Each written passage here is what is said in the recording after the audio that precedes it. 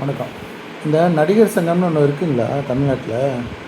இருந்ததுன்னா நான் ஒரே ஒரு கேள்வி மட்டும் கேட்குறேன். உங்க நடிகர் சங்கத்தில் யாராவது அவமானப்படுத்திட்டாங்கனாவோ, இல்லை தவறுதலா பேசிட்டாங்கனாவோ, அவங்களுக்கு உண்டான இப்போ அவங்களுக்காக போராடுறவங்க நிறையா பேர் இருக்கீங்க இல்லையா? இப்போ இந்த இதில யாருமே காணோமேங்க. இப்போ விஜயகாந்த் வந்து அந்த பேச்சு பேசினாருன்னு வடிவேல தூக்கி போட்டு ஒரு 5 வருஷம் எதுவுமே பண்ணாம விட்டுட்டீங்க. ஆனால் அதே நடிகருக்கு நடிகர் பண்ணா தான் பனிஷ்மெண்ட் குடுப்பீங்களா? அரசியல்வாதி ஒருத்தர் வந்து உங்கள் நடிகர் சங்கத்தில் இருக்கவங்கள தப்பாக பேசிட்டாங்கன்னா, அதை பற்றி நீங்கள் எதுவும் கேட்க மாட்டீங்களா?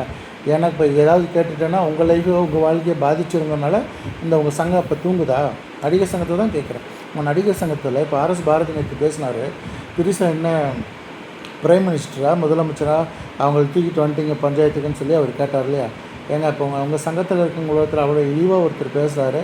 கேட்டுட்டு உங்கள் சங்கத்தில் இருக்கவங்களாம் என்னங்க பண்ணுறீங்க? மாதர் சங்கம் மாதர் சங்கம்ன்றீங்க, நடிகர் சங்கம் நடிகர். இந்த சங்கம் எதுக்கு இருக்குது? வசூல் பண்ணுறதுக்கா?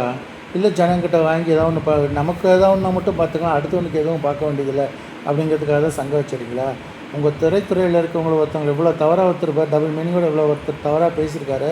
அதை கேட்டுக்கிட்டு இப்போ வரைக்கும் நீங்கள் எந்த அறிக்கையுமே கொடுக்காமல் இருக்கீங்கன்னா, எதுக்குங்க உங்களுக்கெல்லாம் சங்கம்? எதுக்கு அந்த சங்கத்துக்கு ஒரு தலைவரோ ஒரு ஆளுங்க?